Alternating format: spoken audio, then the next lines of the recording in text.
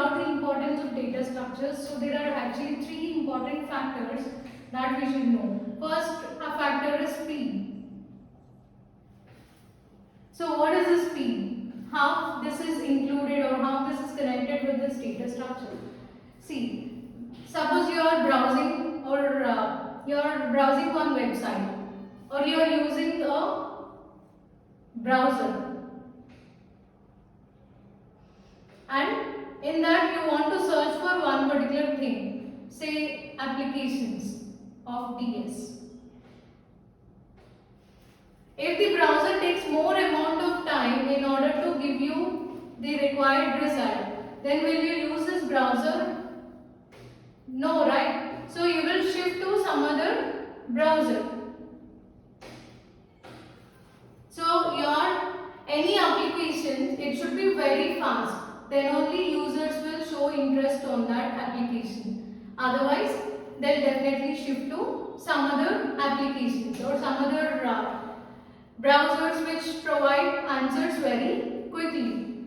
So we are using various browsers like Chrome, Firefox, okay, Microsoft Edge, Opera, Safari, and so on. Okay. So Chrome is one of the best browser which is providing us answers very quickly. So speed is very high. So speed is considered as an important factor, okay, in any application. Coming to the second important factor, that is space, disk space. So nowadays we are dealing with lot of data. Okay, so we are storing lot of data in our disk. But if the data increases day by day, then it takes more amount of space in order to store that data. So this data structures, it helps us to store the data in an efficient way. Okay, data structures helps us to store data efficiently. So I am telling you definition, I told you efficiently can be discussed in terms of space and time. So you can store this data in small amount of space.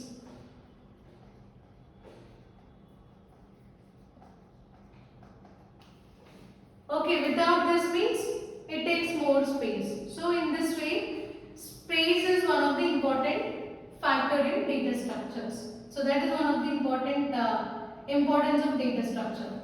And the third one is here, the space we consider handling multiple requests.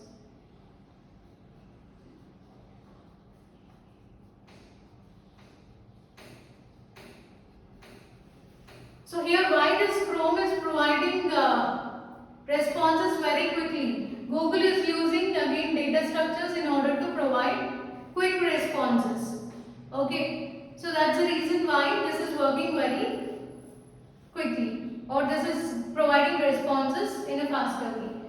And third one is handling multiple requests. That means, see, if you consider any app, say suppose IRCTC site, I want to book a ticket. So at the same time, will only single user will book a ticket or multiple users can book a ticket?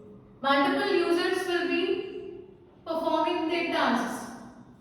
So if you allow only single user to book a ticket at a time, then how much time will it take for how others will book ticket? Okay, in our daily life, like per day, there are 6 to 7 lakh people who are booking this train tickets.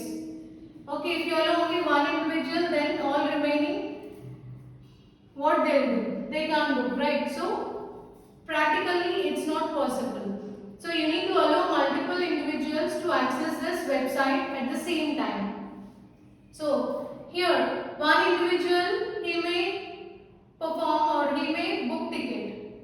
Booking will be done by one user, whereas other user, he may check trains. from one station to other stations, train's availability. And the other individual, he may check for, so he may perform cancellation task.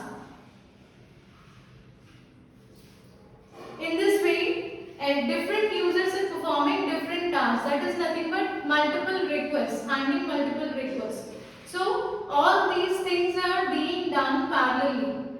Okay. So that is the logic, or this is again nothing but data structure only. Because of data structure only, this IRCTC is able to provide multiple requests at a time, or it's handling multiple requests simultaneously. Okay. So it allows users to perform various operations at the same time. So these three are the important factors in data structures. That's the importance of data structures. Okay. So all these things should be considered. Then only everything will be done in a perfect way.